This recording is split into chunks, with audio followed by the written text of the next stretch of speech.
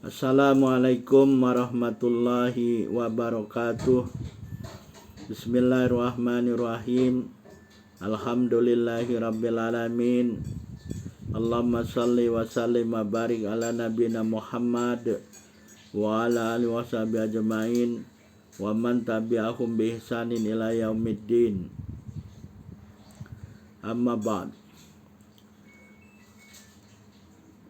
Dalam kesempatan ini kita akan membicarakan mengenai perkembangan dan penyusutan otak selama hidup dan hikmah ibadah sholat dan makanan halalan thayyiban. Jadi selama hidup otak kita ini berkembang dan menyusut sesuai dengan tahapan umur yang kita lalui atau seseorang melaluinya. Jadi dengan bertambahnya usia mulai dari alam rahim dari rahim uterus sampai dia mengalami usia lanjut Jadi ada 10 cara berkembang dan menyusutnya otak mulai dari rahim sampai dia berumur sekitar 80 tahunan ke atas Tapi tidak ramai orang yang sampai 80 Rasulullah bersabda, umatku ini umurnya tidak ramai orang yang sampai 60-70 ke atas hanya sedikit yang sampai sana Jadi perkembangan otak ini tidak berhenti ketika seseorang masih muda Jadi kita ini akan menumbuhkan sel-sel otak kita Sel-sel otak ini sel-sel neuron neuron sel dan koneksi otak Jadi sel tumbuh dan koneksi juga tumbuh berkembang. Koneksi ini sinapsis sinapsis kalau bahasa Indonesia sinapsis sinaps banyak sinapsis kalau satu sinap Jadi selama muda ini tumbuh sel-selnya akan tumbuh berkembang, sel-sel neuron Begitu juga dengan koneksinya antara sel neuron yang satu dengan sel neuron yang lain atau sel neuron kepada sel-sel badan yang lain Dan penyusutan juga bisa terjadi Kapan mulai terjadi? Bahkan dicatat katanya umur 13 tahun sudah terjadi penyusutan otak Naudzubillah Begitu awalnya penyusutan atau degenerasi atau degeneration otak itu berlaku Jadi berhati-hatilah bagaimana bisa kita mencegahnya supaya tidak terjadi penyusutan atau degeneration otak yang berlaku lebih awal umur 13 tahun Jadi salah satu dari banyak fakta yang menakjubkan tentang otak kita ini adalah bahwa materi abu-abu gray matter ini selalu berubah bahkan hingga dewasa dan lanjut usia Apa itu gray matter Gray matter ini kalau kita lihat anatomi kepala, anatomi otak ini misalnya kepala ini frontal, ini dahi Ini dipotong dari sini nih, potong transversal nih ke belakang. Ke belakang. Potong. Pluk. Angkat lepas. Nah, ini kalau mau lihat apa yang ada dalam ini, kita bisa lihat tanya Mr. Google Tanya Google, type gray matter atau white matter Tengok nanti images. Di images tuh image itu nanti kita bisa lihat salah satunya image dari Adam Adam nih salah satu website Nah di situ nampak ada white matter, ada gray matter Jadi kalau dibelah ini tadi dilihat.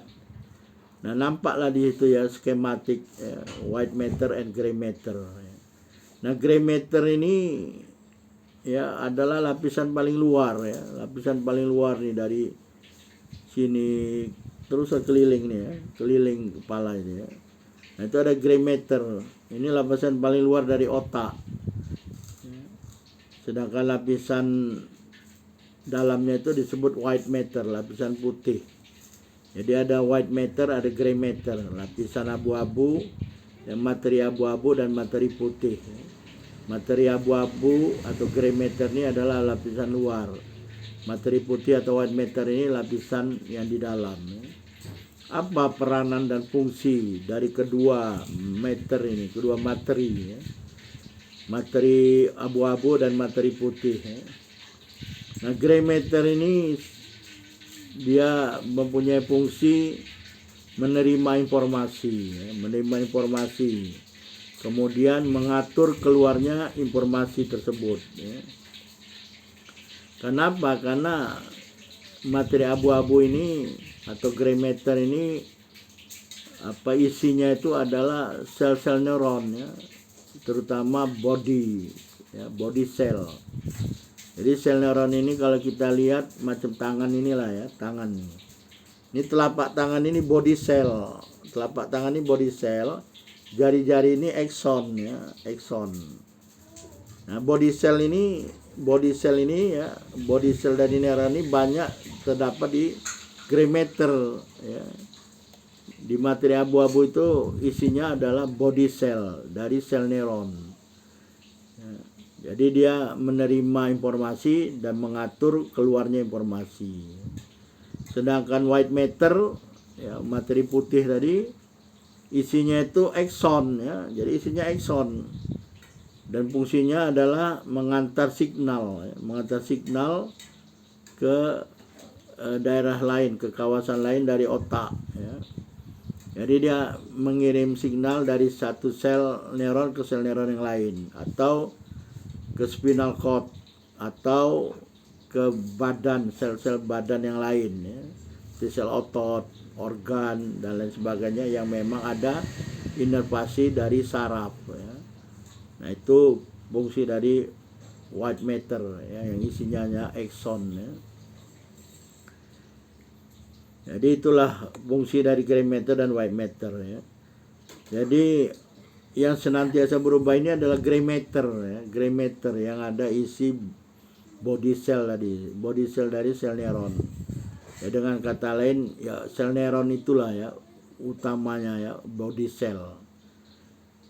Jadi selain hal-hal tertentu yang dapat memperbaiki otak kita ini ya, seperti diet ya, pemakanan. Dan ini kata saintis lah, kata saintis ahli pakar saraf ya, katanya untuk memperbaiki otak ini ada hal-hal tertentu yang perlu dilakukan ya, selain pemakanan, mencoba hal-hal baru. Tapi solusi Islam ada tersendiri ya. Jadi makanan ini pengaruhnya sangat besar ya terhadap perkembangan otak. Bahkan juga ada pengaruhnya terhadap penyusutan otak ya. Sehingga di dalam Islam itu ada makanan-makanan yang diharamkan karena merusak otak ya, merusak akal ya. Kemudian mencoba hal baru ya. Mencoba hal baru lah, mulai dari tahap sejak lahir ya, diperkenalkan hal baru. Bahkan di dalam Islam, dalam rahim pun bisa kita mendidik ya, dengan cara memperdengarkan ayat-ayat suci ya, dibaca. Apakah ibunya yang mengandung atau bapaknya yang membacakan ayat Al-Quran. Kalau tidak mahir membacanya ya bisa diperdengarkan dengan suara orang lain atau CD ya. Makanya dalam Islam itu belajarlah membaca Al-Quran ya. Jadi otak kita ini tidak pernah berhenti berubah, berkembang ya, kemudian menyusut ya. Berkembang sampai saat tahap umur tertentu dia akan decline, menyusut ya, seperti matahari lah. Matahari kan naik terus, nanti pada saat dia mau menjelang zuhur dia decline. Begitu decline masuk waktu zuhur. Sama dengan otak kita nih ya, sel-sel otak ini berkembang sampai dia tahap tertentu dia turun, menyusut, degenerasi ya. Kapan umur berlakunya degenerasi? Ya tergantung dari keadaan seseorang ya. Karena bahkan ada yang katanya umur 13 tahun sudah degenerasi ya, sudah menyusut. Nah, itu ada penyakit namanya skizofrenia ya. Sudah menyusut itu yang materi abu-abu ya, gray matter itu yang menyusut. Bukan yang putih, gray matter yang isinya body cell dari neuron ya. Badan sel ya, cell body of neuron. Yang menyusut tuh sel bodinya ya. Materi abu-abu itu yang isinya adalah cell body of neuron ya. Jadi dalam Islam itu sangat diperhatikan mengenai makanan ya. Makanan ini adalah ibadah di dalam Islam. Karena apa? Karena Allah menyuruh kita supaya makan makanan halalan thayyiban ya. Jadi kalau kita makan makanan halalan thayyiban ini, selain kita melaksanakan perintah Allah Subhanahu wa taala ya, dan ibadah kepada Allah Subhanahu wa taala, hikmah dan pengaruhnya itu sangat besar ya bagi perkembangan jasmani dan ruhani, termasuk otak dan akal ya. Jadi tidak hanya jasmani makanan ini ya, ada pengaruhnya terhadap rohani sehingga mudah diajak untuk beribadah. Gak percaya, coba aja sendiri ya makan makanan yang tidak halal, makanan haram. Begitu Anda makan haram, kolbu Anda sudah ada noktah hitam 1 titik ya. Makin banyak Anda makan makanan haram, makin banyak titik itu terjadi di kolbu Anda sampai dia nanti membentuk ron ya. Itulah hikmah dari makanan halal itu sangat besar ya. Akhirnya apa? Susah nanti untuk mendapat hidayah dan susah untuk beribadah. Ya, perintah ini difirmankan oleh Allah SWT dalam Al-Qur'an ya, surah Al-Baqarah. Surah kedua, surah Al-Baqarah ayat 168. A'udzubillahi minasyaitonir rajim. Ya ayuhan nas kulum mimma fil ardi halalan thayyiba. Wahai manusia semuanya ya, tidak kisah dia itu beriman, tidak beriman, munafik ya, semua. Karena umat Islam umat manusia ini dalam Al-Qur'an disebut hanya 3. Umat yang beriman atau bertakwa, kemudian orang-orang kafir dan orang munafik ya. Semuanya diseru oleh Allah supaya makan makanan halal, halalan thayyibah. Yang halal, yang dihalalkan oleh Allah dan Rasulnya, yang thayyib yang baik untuk kesehatan jasmani dan rohani. Jadi jangan makan makanan yang merusak jasmani dan rohani, seperti arak ya. Jadi kata ahli tadi, diet pemakanan pengaruhnya sangat besar ya, sangat besar dengan perkembangan otak dan penyusunan otak. Gak percaya, sering-seringlah Anda minum khamar, otak Anda akan menyusut, jangan sangat cepat ya. Akhirnya apa? Loss memory loss ya. Akhirnya itulah skizofrenia itu hilang penyusutan otak, hilang sel-sel neuron itu menyusut, mati dia. Mati akhirnya memori nggak ada, susah kalau ada memori nggak ada. Yang dipelajari hilang semua ya. Kayak orang linglung ya. Dan mencoba hal-hal baru, kata saintis, mencoba hal-hal baru ini akan menjaga memori gitu ya. Dalam Islam lebih dari itu ya. Mencoba hal-hal baru ini bisa dilakukan dengan mendirikan sholat ya. Dalam sholat, mendirikan sholat ada hal-hal baru. Apa hal-hal baru itu? Dengan menghafal surat-surat Al-Quran yang kita gunakan dalam bacaan sholat ya. Jangan hanya sholat kul aja ya, kul huwallahu ahad, kul a'udzu birabbil falaq, kul a'udzu birabbin nas. Tapi cobalah menghafal ayat-ayat Al-Quran yang lain ya. Coba menghafal satu surat yang lebih panjang ya. Selain dalam surat juz 30, cobalah menghafal misalkan surat Al-Mulk ya, surat-surat As-Sajdah ya. Jadi ada tantangan untuk mengingat. Jadi memori itu digunakan untuk menghafal Al-Quran ya. Memori itu tidak akan hilang gitu. Kemudian di dalam sholat juga ada sujud, ya. Sujud 1 rakaat itu 2 kali sujud. Jadi kalau melakukan sholat wajib 17 kali 2, ya, ada 34 kali. Itu minimal, belum lagi sholat-sholat sunat, ya. Jadi dengan adanya sujud, kepala ini tunduk ke bawah. Kalau kepala ini tak pernah tunduk ke bawah, ke tanah, tidak pernah lebih rendah dari jantung, ini nggak teraliri darah dengan baik, ya. Kalau kita berdiri aja nih selama 13 tahun, ya nggak pernah sujud, ini kepala nggak betul aliran darahnya, ya. Tapi kalau begitu sujud dengan kening nih, kening sujud, hidung juga sujud gitu ya. Jadi sujud yang baik itu yang dicontohkan oleh Rasulullah. Ada ya dalam pedoman sholat tuh ada. Contoh sujud yang sangat baik itu kening dan hidung nih sujud dia. Jadi begitu indahnya sujudnya itu. Bukan hanya ujung kepala ini yang sujud ya, tapi ini nih rata ini. Ini frontal nih. Ini di balik tulang dahi ini ada lobe, ya, frontal lobe yang sangat-sangat penting, yang fungsinya salah satunya untuk memori, ya. Kalau ini tak pernah sujud, tak pernah teraliri darah dengan baik dan benar, ya, dia mudah mati sel-sel itu. Kenapa? Sel-sel otak ini sangat peka terhadap kekurangan oksigen dan kekurangan glukos dan kekurangan nutrien, ya. Kalau dia kekurangan dalam waktu lama, mati dia. Coba 13 tahun tak pernah sujud, aliran darah pun tidak pernah ini.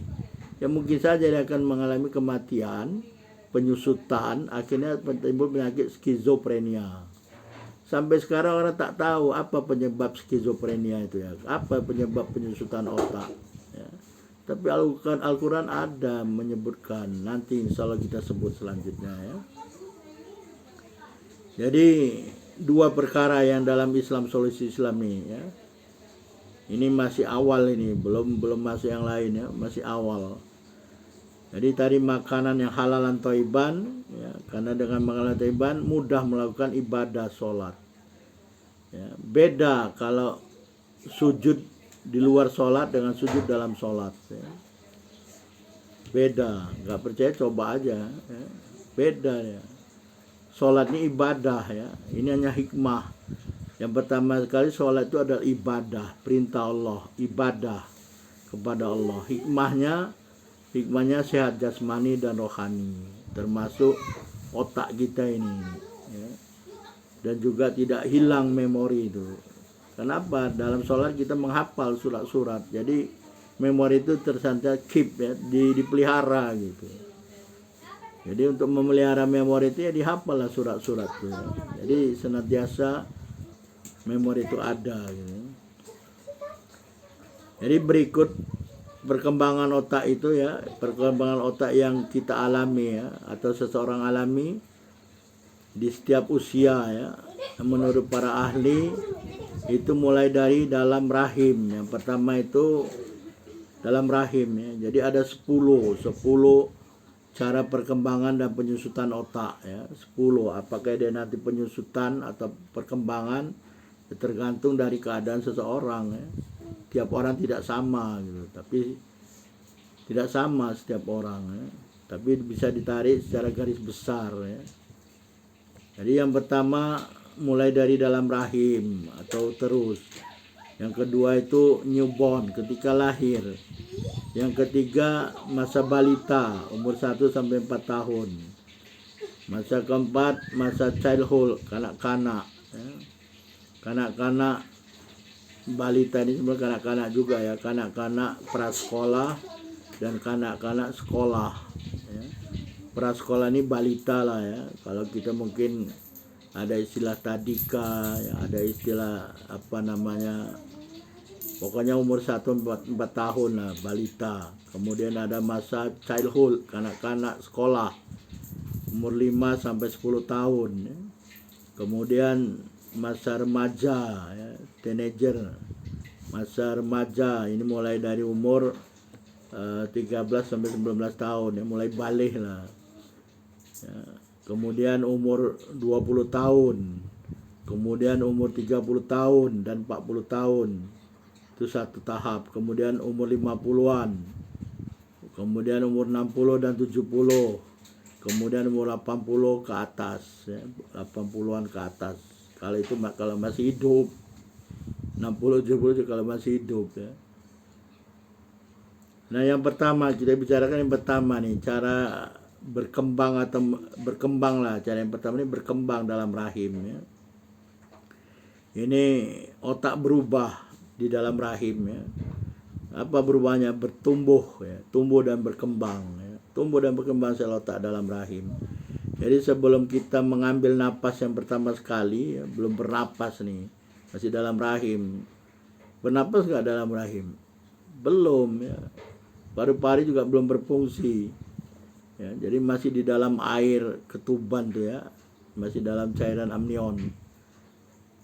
Nggak berfungsi paru-paru, ya, belum bernapas lagi, ya. Kalau bernapas mati lagi ke sana, ya.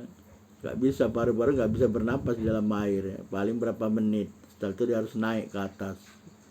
Ada beberapa orang yang suku Bajau, ya, dia mampu menyelam berapa meter ke bawah, tapi nggak lama, ya, naik lagi dia ke atas, bernapas lagi.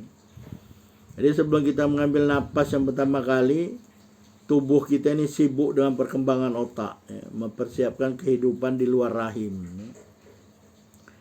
Jadi begitu lahir, bayi yang baru lahir ini memiliki sekitar 100 miliar neuron, ya. 100 miliar sel neuron, ya. Ini kata ahli saraf Dr. David Perlmutter, ya.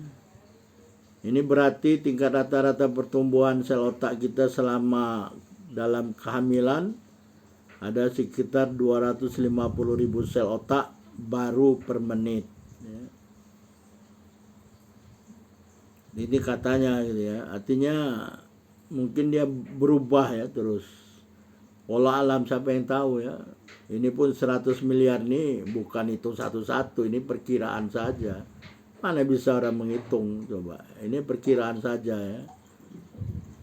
Entah macam mana pun dia memperkirakan 100 miliar, wallah alam, ya. Katanya 100 miliar neuron, ya. Jadi carilah informasi, ya, supaya dalam rahim itu perkembangan otak itu bagus, ya, berjalan baik dan benar, ya. Dengan cara apa? Solusi Islam mudah saja, ya. Banyakkan ibadah, kemudian ibadahnya termasuk makan. Tadi makan makanan yang halal dan toyiban, ya, toyiban, halal dan toyib. Jadi halal toyib, jangan makan makanan haram, jangan makan makanan yang tidak toyib, yang merusak kesehatan jasmani dan rohani, ya. Bukan hanya jasmani, rohani juga, ya, penting kesehatan rohani. Jadi makanlah makanan yang halal dan toyib untuk kesehatan kita. Dan jangan lupa ibadah, ya. Ibadah sholat terutama. Itu yang pertama. Cara yang kedua, otak berubah ini ketika baru lahir, ya. Tadi masih dalam rahim kan, begitu lahir jumlah sel neuron katanya 100 miliar, ya. Nah, ketika lahir lebih banyak lagi neuron dan koneksi terbentuk. Koneksi ini sinaps, ya. Sinap atau sinapsis. Sinapsis banyak. Jadi koneksi antara satu sel neuron dengan sel neuron lain, ada koneksi. Nah, koneksi ini terbentuk, ya, berkembang dan terbentuk lebih banyaknya lagi ketika lahir.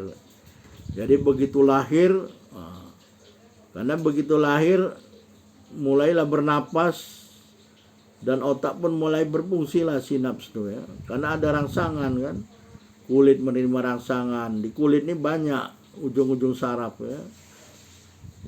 Ujung-ujung saraf yang akan menerima rangsangan atau stimulus. Dia akan menyampaikan ke otak terus kan. Nah, dengan begitu lahir semua ini kan terasa ini. Jadi sinaps itu akan terbentuk. Sel neuron pun akan berfungsi. Jadi saat lahir itu otak kita ini berukuran sekitar 60% dari ukuran saat kita dewasa. Jadi 60% dari otak orang dewasa. Ini kata profesor neurologi, ya, neurologis Dr. Francis Jensen ya, Francis Jensen. Kemudian dalam waktu 3 bulan 90 hari pertama otak ini akan doubling, bertambah ya, bertambah 2 kali lipat ya. Yang tadi beratnya sekitar 350 gram ketika lahir. Jadi ketika lahir ini kepalanya sebesar gini nih, sebesar kepala tangan, bukan sebesar kepala orang dewasa. Kalau kepala orang dewasa dia 60% aja dari orang dewasa, 350 gram. Kemudian selama 90 hari pertama itu dia akan bertambah 250 gram lagi, 230 gram. Ya, hampir 2 kalinya lah. Jadi dalam 90 hari itu pun tergantung makanan lagi ya. Kalau makanan yang merusak ya, bukan halal, bukan thayyib, merusak lah. Jadi makan halalan thayyiban, makanan yang halal. Jangan sering-sering minum arak, makan makanan yang merusak ya. Anak arak ini salah satunya merusak. Khamr nih ya, khamr ini merusak ya, merusak otak ya. Jadi dalam 90 hari menjadi 580 gram. Tadinya saat lahir 350 gram. Begitu udah 3 bulan dia menjadi 580 gram. Kalau nggak bertambah, ini bahaya. Kalau otaknya nggak bertambah volumenya berarti ada something wrong ya. Tengok lagi lah apa penyebabnya. Apakah penyakit, apakah karena defisiensi makanan ya. Defisiensi makanan ini macam-macam ya, nutrien. Apakah protein, karbohidrat, makanya. Tapi kan dia belum makan. Nah yang dia makan hanya susu ibu. Jadi ibunya lah makan yang betul ya, karena apa yang dimakan si ibu bayi tadi akan masuk ke bayi ya. Kalau ibunya kurang makan, kurang sehat, anaknya pun jadi kurang sehat. Jadi jagalah kesehatan ibu ya. Beri susu ibu yang bagus, yang baik ya. Banyakkan susu ibu itu dengan cara makan makanan yang baik dan betul. Banyak makan sayuran hijau ya. Makan dengan komposisi yang betul ya. Jangan makan kekenyangan, salah juga. Jadi sel otak ini dalam tahapan kedua ini ya, ketika berumur 3 bulan menjadi 2 kali lipat ya, mendekati 2 kali lipat lah. Yang tadi jadi 350 menjadi 580. Wallah alam lah, itu hanya perkiraan kasar ya. Average mungkin rata-rata ya. Mengukurnya pun wallah alam, apakah ditimbang atau dipakai CT scan wallah alam ya. Kemudian tahapan yang ketiga ya, cara ketiga otak berubah itu ketika balita bawah 5 tahun, bukan bawah 50, bawah 5 tahun. 1 tahun sampai 4 tahun. Ini otak semakin membesar. Jadi begitu pentingnya di sini menjaga makanan lagi ya, makan halalan thayyiban ya. Jadi pada saat Anda berusia 3 tahun ya, bukan Anda lah, mungkin beda-beda, mungkin seseorang berusia 3 tahun otaknya itu sekitar 80% dari ukuran otak orang dewasa dalam hal volume dan sel-sel otak. Ini kata dokter Perlmutter lagi ya, dokter Perlmutter nih, ahli saraf nih.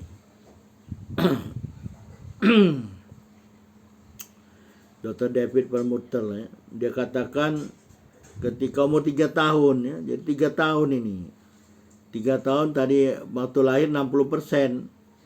Jadi ketika umur 3 tahun jadi 80%. 80% dari ukuran orang dewasa. Ukuran dewasa, otak orang dewasa. Dalam hal volume dan jumlah sel-sel otak. Jadi otak anak berusia 3 tahun ini sangat canggih dan mungkin lebih canggih daripada hewan lain di planet lain katanya. Pada usia ini otak sebenarnya memiliki sinapsis 200%. Coba begitu meningkatnya sampai 200%. Ya, karena begitu banyak yang dialaminya ya, sehingga sinapsis itu akan connection itu akan terjadi, berkembang. Jadi hati-hati nih merawat anak ya, umur balita nih, jangan sampai salah. salah nanti, sinapsis tak berkembang, sel otak pun tak berkembang, akibatnya apa? Bahaya, ya. Bisa hilang memori. Jadi 200% lebih banyak daripada orang dewasa. Ini umur 3 tahun ya. Makanya jaga-jagalah umur anak 3 tahun ini, jangan salah diberi makan ya.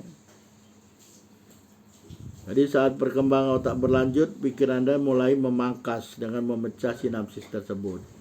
Jadi dengan bertambahnya usia, sinapsis ini mulailah dipotong, ya, dipangkas. Ya. Jadi kalau yang nggak pernah berfungsi sinapsis ini akan terpangkas. Ya. Jadi kalau nggak berfungsi dia akan hilang. Jadi macam sama seperti hewan kucing juga gitu ya. Kucing ketika liar sinapsisnya banyak. Tapi begitu dia jadi domestik, tidak liar lagi, jadi yang biasa digunakan untuk dalam keadaan kehidupan liar hilang dia karena sudah jinak. Jadi sama dengan manusia. Manusia ini kalau makin tidak banyak tantangan, adem ayem aja, pasif, tidak aktif, ini bahaya. Sel-sel otaknya dan sinapsisnya akan banyak berkurang. Dipangkas, istilahnya dipangkas. Dipangkaslah, disingkirkan karena nggak perlu, karena nggak pernah digunakan. Sama dengan handphone kan, handphone tuh kadang-kadang dia akan beri warning ya, ini tak pernah digunakan aplikasi ini. Sama dengan otak manusia ini. Otak manusia ini kalau dia nggak pakai tanya lagi, langsung delete, langsung pangkas ya. Otomatis, tidak ada tanya kayak handphone kan masih tanya lagi, tanya ini aplikasi nggak pernah dipakai, perlu dihapus nggak gitu. Tapi kalau manusia nggak ada tanya-tanya, otak manusia ini langsung hapus, pangkas. Ya, jadi hati-hatilah kalau tidak aktif, tidak pasif ya, tidak aktif pasif ya. Ini bahaya. Jadi koneksi atau sinapsis ya, tidak hanya sinapsis. Jadi sinapsis itu atau hubungan antara satu neuron dengan neuron lain. Kalau dia tidak beraktif, tidak berfungsi, dia delete. Delete tidak hanya sinapsis yang terdelete, juga sel neuron itu akan terdelete, artinya disingkirkan, dipangkas, dibuang. Sehingga otak itu akan memfokuskan energi pada koneksi yang penting saja. Gitu. Jadi yang nggak penting terbuang lah. Ya. Jadi usahakan masa balita itu ya dididik dengan baik ya, diperdengarkan aja ayat-ayat Al-Qur'an ya. Ayat Al-Qur'an ini mukjizat ya, bukan kayak mendengar musik, lain sekali ya. Bahkan ada penelitian ya. Kalau nggak percaya, Anda boleh buat satu penelitian kecil aja ya. Anda taruh makanan ya atau tumbuhan ya, tanaman atau tumbuh atau makanan, Anda maki-maki itu makanan itu setiap pagi, setiap sore, setiap malam 3 kali gitu. Buat 2, 1 Anda maki-maki, 1 Anda bacakan ayat-ayat Al-Quran. Nanti Anda lihat apa bedanya, apa hasilnya setelah seminggu ya. Sama ya, dengan manusia ini sama ya. Perdengarkan ayat-ayat Al-Quran pada anak-anak yang balita tadi, supaya otaknya menangkap hal-hal baru. Ayat Al-Quran ini kan mukjizat ya, bukan seperti mendengarkan perkataan-perkataan manusia, apalagi musik ya. Jadi carilah tahu mengapa pertumbuhan anak-anak itu supaya dia bisa bertumbuh dan berkembang dengan baik, terutama perkembangan otaknya ya. Kemudian tahapan keempat ya, umur yang keempat, cara keempat otak berubah ini pada tahapan umur yang keempat, yaitu masa awal kanak-kanak umur 5 sampai 10 tahun. Nah, pada umur ini 5 sampai 10 tahun ini pengalaman-pengalaman yang dilaluinya atau pengalaman-pengalaman yang didapatnya ini akan sangat-sangat berpengaruh dalam membentuk otak ya. Tidak hanya struktur tapi fungsinya juga ya. Bagaimana ini terjadi, insya Allah akan kita lanjutkan dalam video yang lain ya. Wallahu a'lam.